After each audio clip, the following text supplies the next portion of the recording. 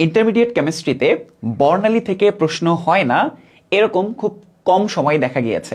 অর্থাৎ তুমি year final পরীক্ষা, হাফ ইয়ারলি পরীক্ষা, টেস্ট পরীক্ষা, প্রি টেস্ট পরীক্ষা কিংবা বোর্ড এক্সাম, তুমি যেই পরীক্ষার প্রশ্ন দেখো না কেন, তুমি দেখবা গুণগত রসায়ন চ্যাপ্টার থেকে প্রশ্ন হয়েছে মানে সেখানে বর্ণালী থেকে প্রশ্ন থাকবেই।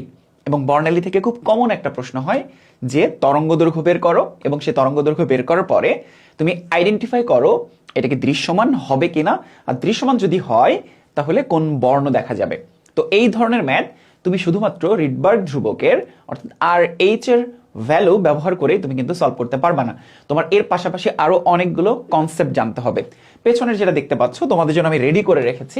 দেখো, তোমাকে প্রথমত জানতে হবে অঞ্চল সমূহ কি, এবং এরপর জানতে হবে দৃশ্যমানগুলোর মধ্যে তাদের বর্ণের যে পরিসর, তরঙ্গ দৈর্ঘ্যের পরিসর, সেটা তোমাদেরকে জানতে হবে। তো তোমাদেরকে এক সুন্দর একটা শর্টকাট শিখিয়ে দেই। প্রথমে মুখস্থ করবা মহাগামা রঞ্জনতি দৃশ্যমান অবলামের রেডিও। এতে কি হবে? মহাজাগতিক গামা, রঞ্জন অতিবেগুনি, দৃশ্যমান অবলা মানে অবলোহিত, মাইক্রোওয়েভ এবং রেডিও। এবং এই টেকনিকটা শিখলে তোমার লাভটা কি হচ্ছে? এই টেকনিকটা শিখলে তোমার লাভটা হচ্ছে এই যে উপর থেকে তুমি যে নিচের দিকে যাচ্ছ, উপর থেকে যে নিচের দিকে যাচ্ছ, এখানে তরঙ্গ দৈর্ঘ্য কিন্তু আস্তে আস্তে বাড়তেছে। সো তরঙ্গ দৈর্ঘ্য উপরে কম, নিচে তরঙ্গ দৈর্ঘ্য বেশি। এরপর তোমাদের নিশ্চয়ই এই দুটো সমীকরণ তোমাদের নিশ্চয়ই জানা আছে। সেটা হচ্ছে nu is equal to C divide by lambda, E is equal to H C divide by lambda. তার মানে ল্যামডার সাথে কম্পাঙ্কের সম্পর্ক ব্যস্তানুপাতিক, ল্যামডার সাথে শক্তি সম্পর্ক ব্যস্তানুপাতিক। তাহলে যেখানে তরঙ্গ দৈর্ঘ্য বেশি সেখানে কম্পাঙ্ক কম, যেখানে তরঙ্গ দৈর্ঘ্য বেশি সেখানে শক্তিও কম, তাই না? সেখানে শক্তিও কম। এখন তা যদি হয়, তোমরা একটা বিষয় বুঝো যে যেখানে তরঙ্গ দৈর্ঘ্য বেশি সেখানে শক্তি কম, যেখানে তরঙ্গ দৈর্ঘ্য বেশি সেখানে কম্পাঙ্ক কম। তাহলে এখানে যদি তরঙ্গ দৈর্ঘ্য কম হয়, তাহলে এখানে যদি তরঙ্গ দৈর্ঘ্য বেশি হয়, তাহলে বাকি জিনিসপত্রগুলো শক্তি এবং কম্পাঙ্ক দুইটা এখানে বেশি হবে, শক্তি এবং কম্পাঙ্ক দুইটা এখানে কম হবে, তাই না?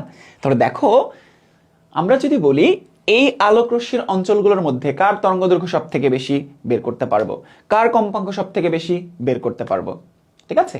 কার তরঙ্গ দৈর্ঘ্য বেশি, কার তরঙ্গ দৈর্ঘ্য কম বের করতে পারবো, কার কম্পাঙ্ক বেশি, কম্পাঙ্ক কম বের করতে পারবো, শক্তি বেশি, শক্তি কম সেটা বের করতে পারবো। সো তোমাদের এমসিকিউ এর জন্য একটা কমন কোশ্চেন তোমাদেরকে দিয়ে দিলাম, যাও এমসিকিউতে এখান থেকে তোমরা কোশ্চেন কমন পাবেই।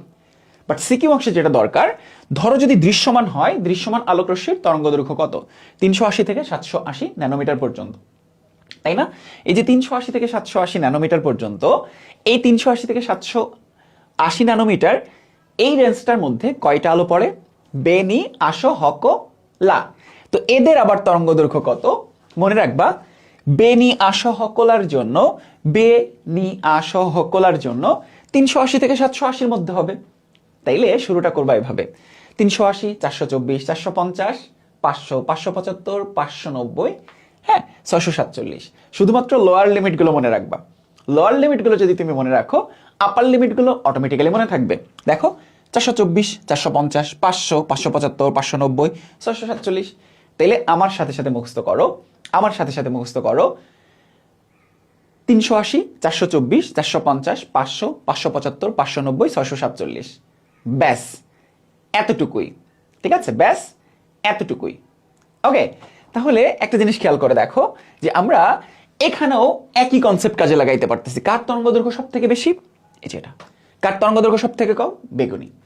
আমি যদি বলি যে এই চারটার মধ্যে, এই যে এই চারটার মধ্যে, ঠিক আছে, এই চারটার মধ্যে কার তরঙ্গ দৈর্ঘ্য সব থেকে বেশি? দেখো, সবুজের। কার তরঙ্গ দৈর্ঘ্য কম? বেগুনির। কার শক্তি সব থেকে বেশি? বেগুনির। কার কম্পাঙ্ক সব থেকে বেশি? বেগুনির। কার শক্তি সব থেকে কম? সবুজের। কার কম্পাঙ্ক সব থেকে কম? সবুজের। কারণ উপর থেকে নিচের দিকে গেলে তরঙ্গ দৈর্ঘ্য বাড়তেছে, তার মানে কি শক্তি কমতেছে, কম্পাঙ্ক কমতেছে। সো আমার মনে হয় এইটা তুমি মেডিকেল অ্যাসপিরেন্ট হও, ভার্সিটি অ্যাসপিরেন্ট হও, কিংবা অন্য যে কোনো অ্যাসপিরেন্ট তুমি হও না কেন, কিংবা টেস্ট প্রি টেস্ট পরীক্ষায় এখান থেকে এমসিকিউ আসবে, এইটা 100%, এইটা 100%, এখানে কোনো ভুল নাই, ঠিক আছে? এখানে কোনো ভুল নাই। এবং এই ধরনের ম্যাথগুলো তোমার সাধারণত এমসিকিউতে আসে, বাট সিকিউ এর জন্য এই কনসেপ্টটা অনেক ইম্পর্টেন্ট। তাহলে ম্যাথ করার জন্য কি দরকার? এই যে nu bar is equal to 1 divide by lambda is equal to R H 1 by n1 square is equal minus 1 by n2 square. মনে রাখবা কিভাবে? N1 মানে হচ্ছে V1, V1 মানে হচ্ছে প্রেজেন্ট, প্রেজেন্ট ফর্ম, ভার্বের প্রেজেন্ট ফর্ম। N2 মানে V2 মানে পাস্ট ফর্ম। তার মানে পাস্ট মানে ইলেকট্রন আগে কোথায় ছিল, প্রেজেন্ট মানে ইলেকট্রন এখন কোথায় আছে। তাহলে ইলেকট্রন উপর থেকে যে নিচে চলে আসে, তাহলে এইটা হচ্ছে N2 পাস্ট, এটা হচ্ছে N1। আর আরো সহজে যেভাবে মনে রাখবা, এক হচ্ছে ছোট, তাই ছোট মান হচ্ছে N1, দুই হচ্ছে বড়, তাই বড় মান হচ্ছে N2। তাহলে এক বড় না দুই বড়, দুই বড়।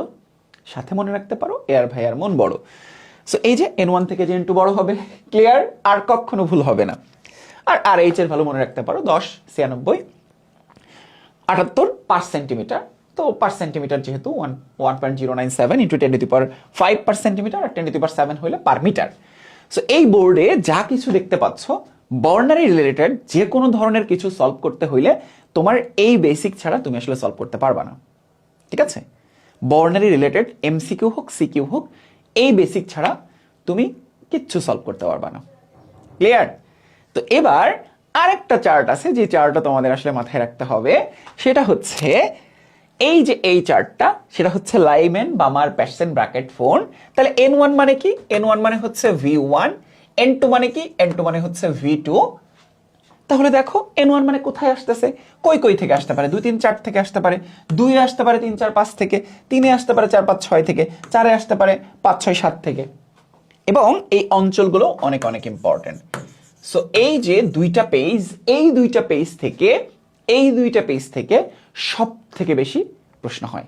এবার তোমাদের সবার জন্য একটা প্রশ্ন, সেটা হচ্ছে আমি যদি বলি এই যে চার্টটা, এই চার্টটার মধ্যে বা এই পাঁচটার মধ্যে তোমাকে আমি প্রশ্ন করলাম, তিনটা প্রশ্ন করছি, তিনটা প্রশ্ন, যে প্রশ্নগুলোর উত্তর তোমরা কমেন্ট বক্সে দিবা। এই পাঁচটা অঞ্চলের মধ্যে কার কম্পাঙ্ক সব থেকে বেশি, কার শক্তি সব থেকে কম, এবং কার তরঙ্গ দৈর্ঘ্য সব থেকে বেশি, এটা কমেন্ট করে জানাও। তাইলে বুঝবো যে তোমরা উত্তরটা বুঝে গিয়েছো, কনসেপ্টটা বুঝে গিয়েছো। আবার আবার এই তিনটার মধ্যে, এই তিনটার মধ্যে কার শক্তি বেশি, কার কম্পাঙ্ক বেশি, কার তরঙ্গ দৈর্ঘ্য বেশি, এই তিনটা উত্তর কমেন্ট বক্সে জানাবা। এই যে 6টা প্রশ্ন, যদি 6টা প্রশ্ন উত্তর করতে পারো, তুমি শিওর থাকো এই টপিক তুমি বুঝে গিয়েছো, এবং পরবর্তীতে যে কোনো ধরনের এই রিলেটেড প্রশ্ন তুমি অ্যান্সার করতে পারবা, ঠিক আছে? আর আমাদের যে পাওয়ার প্লে প্রোগ্রাম রয়েছে, সেই পাওয়ার প্লে প্রোগ্রামে ঠিক প্রতিটা ক্লাস এইভাবে গোছানো আকারে হচ্ছে। দ্বিতীয় পত্র প্রায় শেষ, প্রথম পত্রের ক্লাস শুরু হচ্ছে সামনে। সো বুঝতেই পারছো, এরকম হাই থটের আরো অনেক কিছু সেখানে আমরা তোমাদেরকে শেখাবো। সো শেষ মুহূর্তে রিভিশনের জন্য পাওয়ার প্লেকে চিন্তা করতে পারো।